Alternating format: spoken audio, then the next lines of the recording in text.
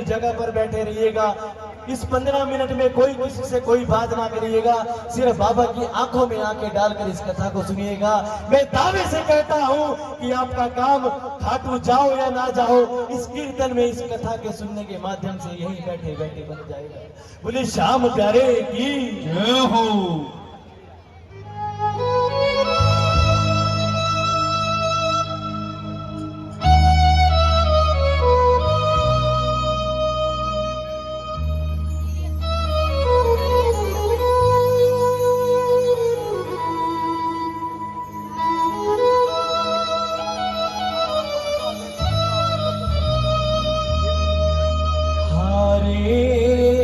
तू है सहारा सावरे, हमने भी तुझको है पुकारा सावरे। नहीं और सहा जाए, अब बोल कहाँ जाए, वो नहीं और सहा जाए, अब बोल कहाँ जाए। और मीठी मीठी तालियों के साथ दोनों हाथ उठाकर मेरा साथ देना। हरे का तू है सहारा सावरे, हमने भी तुझको पुकारा सावरे। हरे का तू है सहारा सावरे, हमने भी तुझको पुकारा सावरे। अब बोल कहाँ जाए, बोल कहाँ जाए, अब बोल कहाँ जाए, बोल कहाँ जाए। हरे का तू है सहारा सावरे, हमने भी तुझको पुकारा सावरे। हरे का तू है सहारा सावरे, हमने भी तुझको है पुकारा सावरे। और ये कथा शुरू होती है महाभारत के उस युद्ध से जो युद्ध हुआ कौरवों और पांडवों के बीच।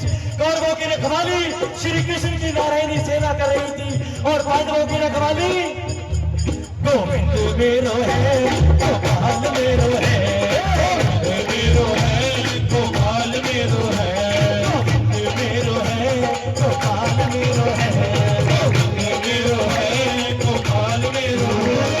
राधे बिहारी नंदलाल मेरो है, राधे बिहारी नंदलाल मेरो है। हाथ की ताली उठाकर क्या कहना है, गोविंद मेरो है, गोपाल मेरो है,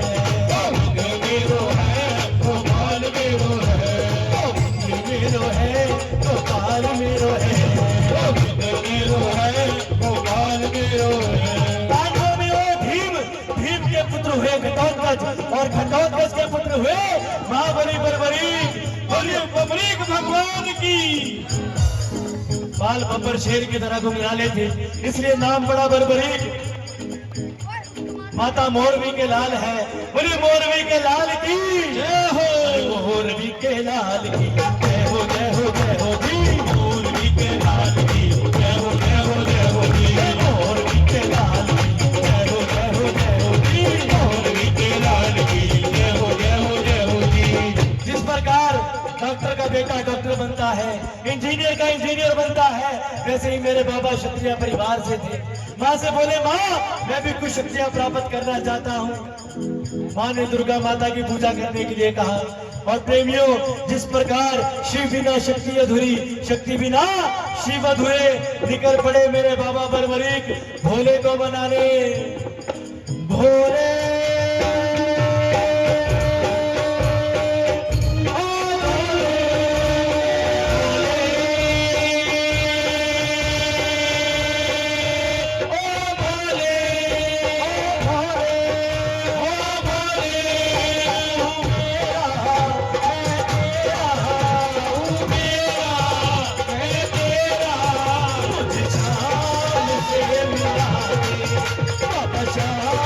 से मिला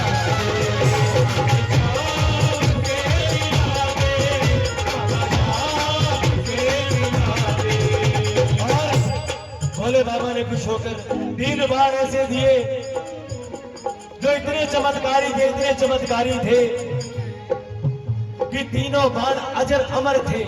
वो बाण कभी खत्म नहीं हो सकते थे। एक एक बाण में ऐसी शक्ति थी कि वो तीनों लोक जीते जा सकते थे। इसलिए इन्हें कहा जाता है तीन बाणधारी। बोलिए तीन बाणधारी की। तीन बाणधारी महिमा तुम्हारी।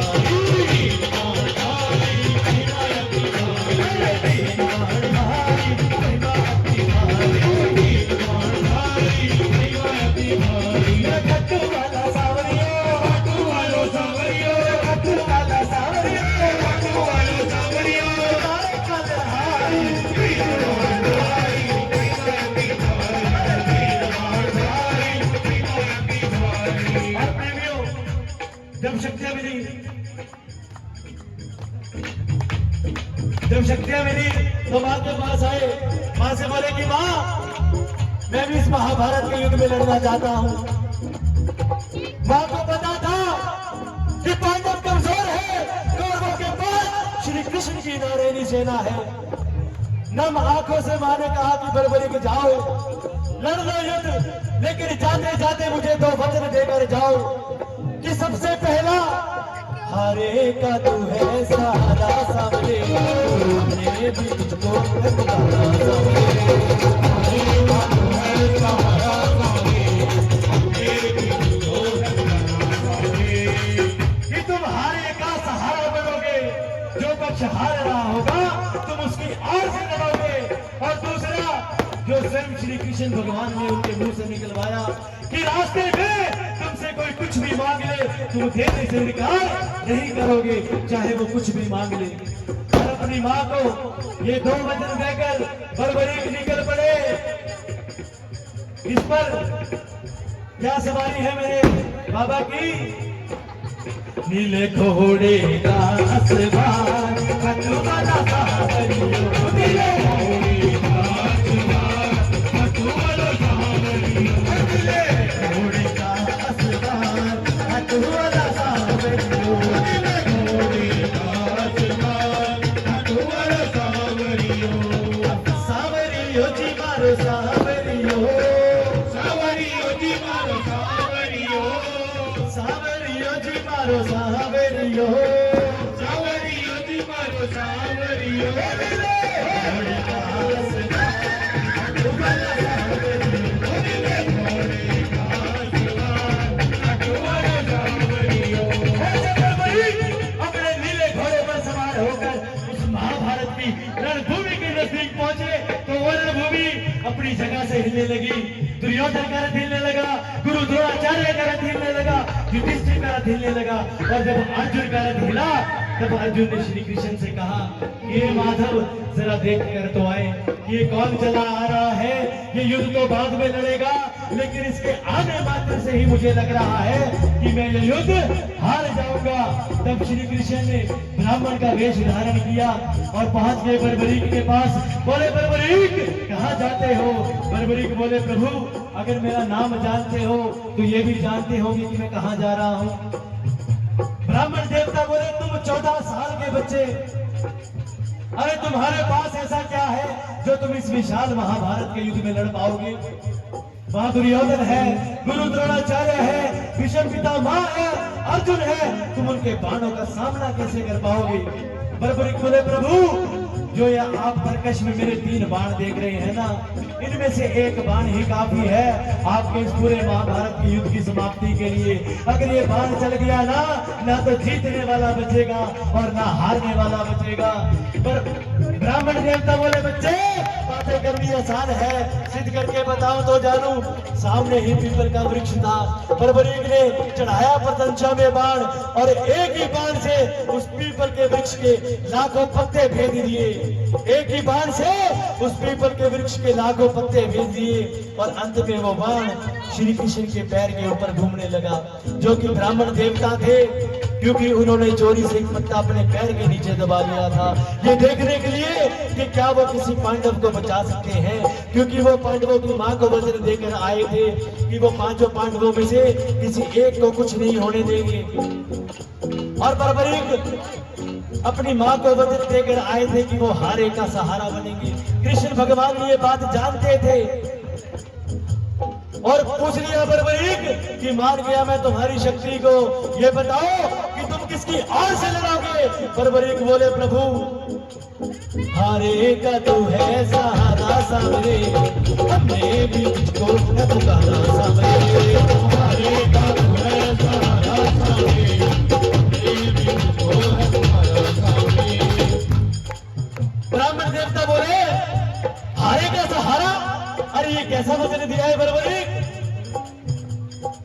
ये मुरलीधर को हम प्यार से छलिया भी कहते हैं। फंसा लिया उस 14 साल के बच्चे को अपनी बातों में कि बर्बरीक ने कैसा वचन दिया है। अरे इससे तो युद्ध कभी खत्म ही नहीं होगा। कौरव हारने लगे तो तुम कौरवों की तरफ, पांडव हारने लगे तो तुम पांडवों की तरफ। इससे तो ये युद्ध ताउम्र तक चलता रहेगा और युद्ध का निर्णय कभी नहीं होगा। बर्बरीक ने जोड़ दिए दोनों हाथ और बोले प्रभु मेरा मार्गदर्शन करें। तब ब्राह्मण देवता के मुख से आवाज आई कि हे बर्बरीक, इस कलयुग के कल्याण के लिए मुझे एक शीश के दान की जरूरत है। वो शीश का दान किन्हीं 3 महाबलियों में से किसी एक का हो सकता है, या तो श्री कृष्ण का, या अर्जुन का, या बर्बरीक तुम्हारा। श्री कृष्ण का शीश मैदान में नहीं ले सकता, उसने ये युद्ध रचना है। अर्जुन का शीश मैदान में नहीं ले सकता, उसने ये युद्ध खेलना है। बच्चे बर्बरीक तुम अपना शीश दान में दो और इस कलयुग का कल्याण करो। बर्बरीक समझ गए कि कोई ये साधारण ब्राह्मण नहीं है और पूछ लिया कि हे ब्राह्मण देवता, ये मोरवी का लाल आपको वचन देता है कि अपना ये शीश दान में देगा, लेकिन जो शीश दान में मांग सकता है वो कोई साधारण ब्राह्मण नहीं हो सकता। आप अपने असली रूप में आए, मैं वचन देता हूँ कि अपना ये शीश दान में दूंगा। तब पहली बार प्रेमियों कृष्ण कन्हैया ने अपना विराट रूप मेरे बर्बरीक बाबा को दिखाया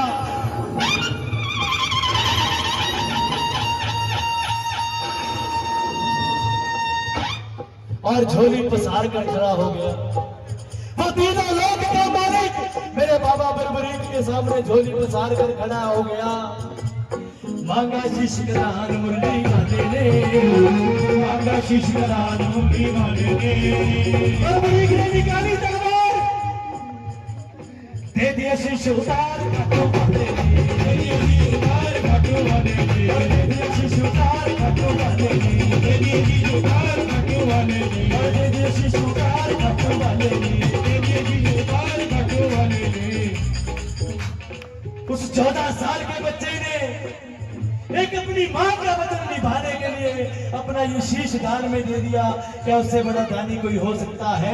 शीश में दानी की जो एक अपनी मां को वचन देकर आया था कि रास्ते में मुझसे कोई कुछ भी मांग ले मैं देने से इनकार नहीं करूंगा। अरे उसने अपना शीश ही दान में दे दिया, तो उससे बड़ा दानी इस कलयुग का कोई नहीं है, कोई नहीं है। कृष्ण भगवान ने पूछ लिया बर्बरीक क्या कोई इच्छा है? बर्बरीक बोले प्रभु ये युद्ध देखने की इच्छा रखता हूँ। तब श्री कृष्ण भगवान ने उस शीश को अमृत पिलाया और एक ऊंची पहाड़ी पर ले जाकर रख दिया। वहां से बर्बरीक ने वो युद्ध शुरू से लेकर अंत तक देखा। अंत में किसकी जीत हुई? महाभारत के युद्ध में किसकी जीत हुई? जोर से बोलिए, जोर से बोलिए।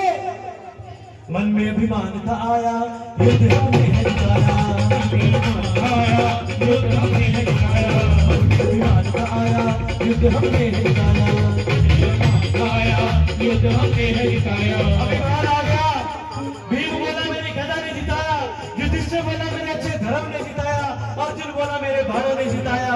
तब एक ने कहा चलो चले मुरली वाले के पास, मुरली वाले के पास, चलो चले मुरली वाले के पास, मुरली वाले के पास। पांचों पांडव जब बंसी विजया के पास आए तो पूछा माधव हमें बताइए युद्ध किसने जिताया? ये युद्ध किसने जिताया? कृष्ण भगवान बोले पांडवों कैसी मूर्खता वाली बातें करते हो यार, मुझसे पूछते हो युद्ध किसने जिताया? अरे मैं तो तुम्हारे रथ का सारथी था, मेरी नजर तो बिल्कुल सीधी थी, ना इधर थी ना उधर थी, मुझे नहीं मालूम युद्ध किसने जिताया।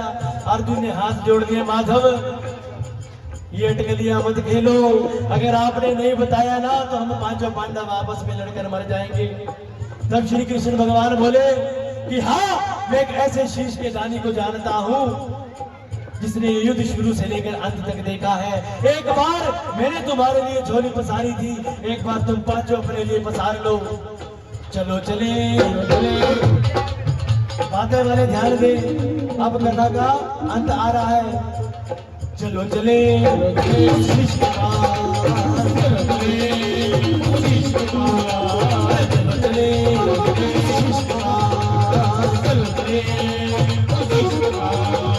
और देखो क्या नजारा होगा, वो तीनों लोक का मालिक स्वयं चलकर मेरे बाबा बर्बरीक के पास जा रहा है। और पांचों पांडव जो अपने आप में धुरंधर थे वो बर्बरीक के पास जा रहे हैं और पूछा, बर्बरीक बताओ ये युद्ध किसने जिताया? बर्बरीक बोले, पांडवों किस घमंड में जी रहे हो, पूछते हो ये युद्ध किसने जिताया? तो सुनो, इस पूरे युद्ध में मुझे सिर्फ दो चीजें दिखाई दी। एक श्री कृष्ण का सुदर्शन चक्र जो सबके शीश काट रहा था, और दूसरा मेरी माँ काली का खून से भरा कप जो द्रौपदी के रूप में सबका खून भर भर पी रही थी। तीसरा, इस युद्ध में मुझे कुछ नजर नहीं आया, कुछ नजर नहीं आया।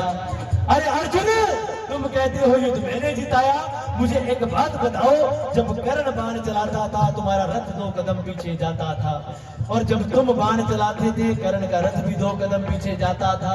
तुम्हारे रथ पर ये बंसी बजैया पूरे विश्व का वजन लेकर बैठा था। मुझे बताओ, तुम शक्तिशाली थे या कर्ण शक्तिशाली था? अरे तुम पांचों पांडवों से मिलकर इकलौता पुत्र अभिमन्यु नहीं बचा।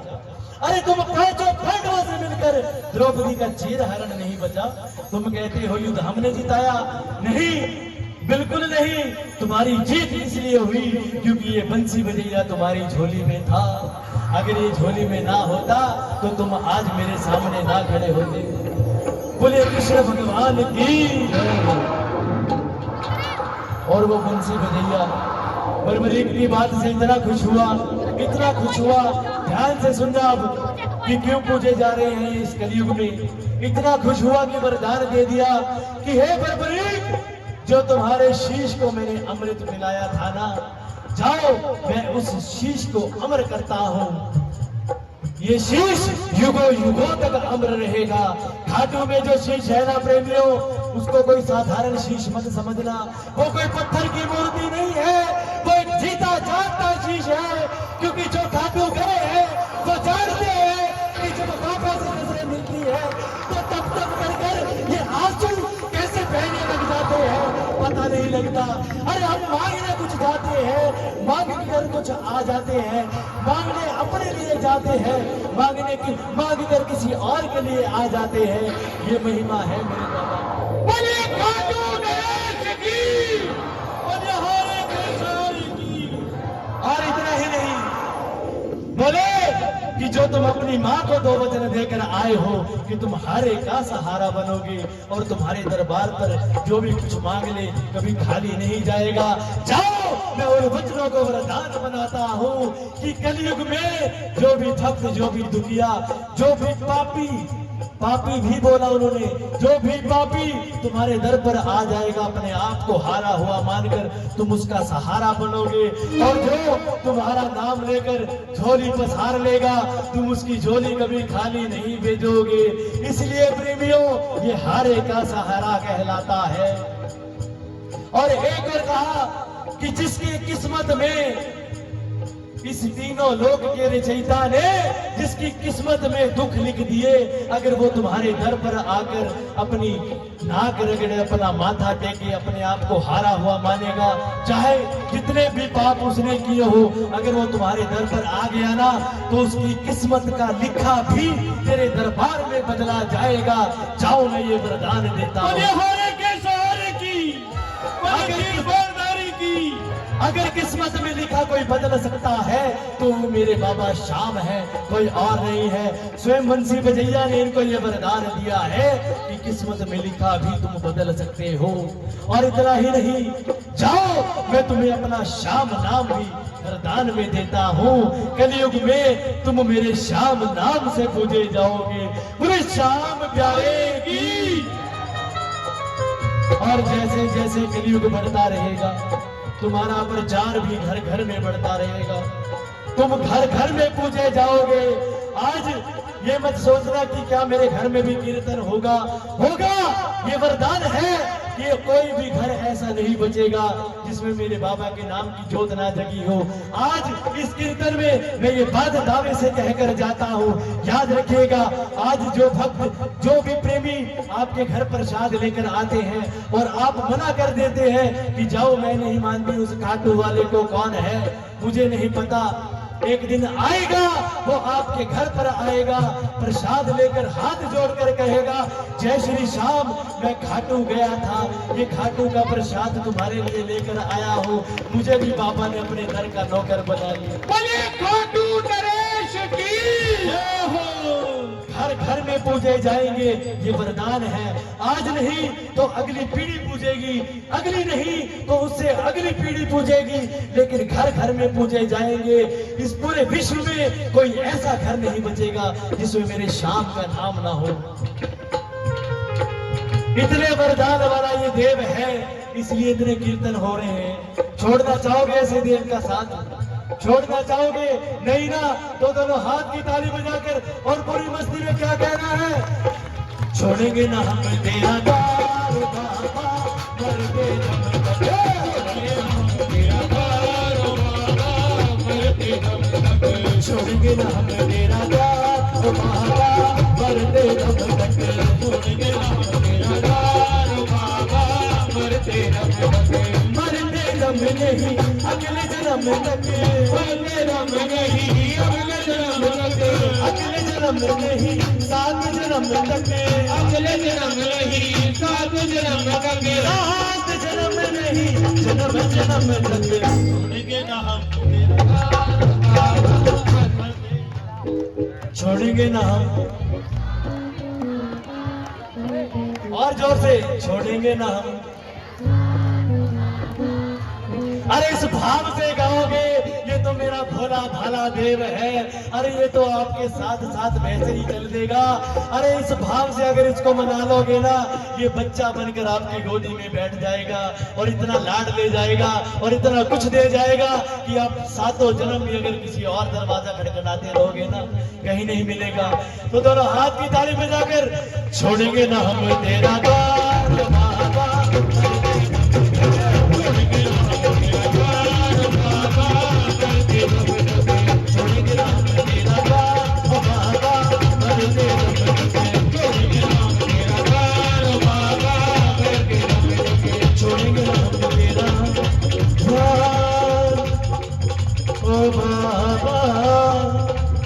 मरते